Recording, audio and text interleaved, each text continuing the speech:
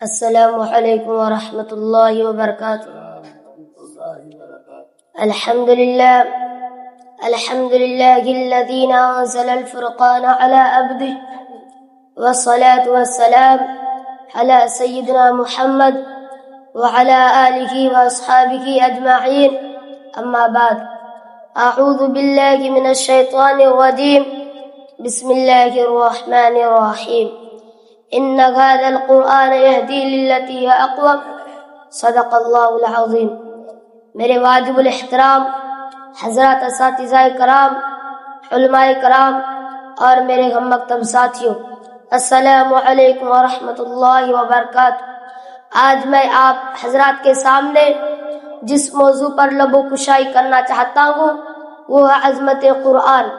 قرآن مجید وہ عظمت والی کتاب ہے جس کے اندر کوئی شک و شبہ کی گنجائش نہیں۔ قرآن مجید وہ عظمت والی کتاب ہے جو ہمارے لیے رہبر ہے۔ قرآن مجید جس ذات کی طرف سے نازل ہوا وہ ذات بھی ایسی ذات ہے کہ اس ذات کے علاوہ کوئی عبادت کے لائق نہیں، وہ وحدہ لا شریک لہ کی ذات ہے۔ قرآن مجید جس پیغمبر پر اترا وہ ایسا پیغمبر ہے کہ تمام انبیاء کا سردار ہے، کہ جن کی پوری زندگی میں پوری انسانیت کے لیے زندگی گزارنے کا نمونہ موجود ہے۔ قرآن مجید جو فرشتہ لے کر آیا وہ فرشتہ تمام فرشتوں کا سردار ہے، وہ ایسا فرشتہ ہے کہ رب کائنات کے نزدیک مرتبے والا ہے۔ قرآن مجید وہ عظمت والی کتاب ہے جو ہمارے لیے رہبر ہے۔ قرآن مجید وہ عظمت والی کتاب ہے جو حق و باطن کے درمیان فرق کرتی ہے۔ پھر کیوں نہ کہوں یا الہی تو ہے میں عامل قرآن کر دے، پھر نئے سرے سے مسلمان کو مسلمان کر دے۔ سامعین مکرم، اب ذرا اسلاف سے قرآن مجید کی عظمت معلوم کرتے ہیں۔ کسی نے امام اعظم ابو حنیفہ سے پوچھا، امام صاحب آپ نے قرآن کو کیسے پایا؟ انہوں نے کہا اب تک میں نے قرآن سے ہزاروں مسائل نکال چکا ہوں مگر اب تک قرآن کا معنی پورا نہیں ہوا۔ کسی نے امام غزالی سے پوچھا، امام صاحب آپ نے کیسے پایا؟ انہوں نے کچھ عجیب بات کہی، انہوں نے کہا قرآن مجید آسان بھی ہے تو مشکل بھی ہے۔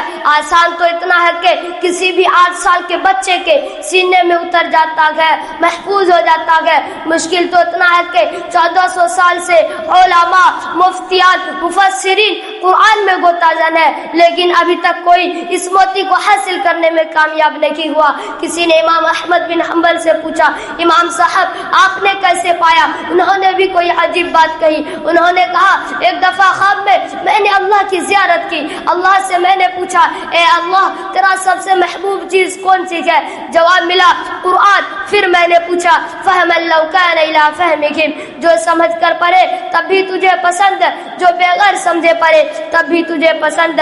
جواب ملا فہم لو کان الی فہمہم، اے احمد جو کچھ تو سمجھ کر پڑھتا ہے تب بھی مجھے پسند، جو کچھ بغیر سمجھے پڑھتا ہے تب بھی مجھے پسند۔ شاعر کہنے پر مجبور ہو گیا، عظمت قرآن کے خاطر ہم جان نچھاور کر دیں گے، عظمت قرآن کے خاطر ہم جان نچھاور کر دیں گے، گر وقت نے ہم سے خوں مانگا ہم وقت کا دامن تھام لیں گے۔ وما علینا الا البلاغ۔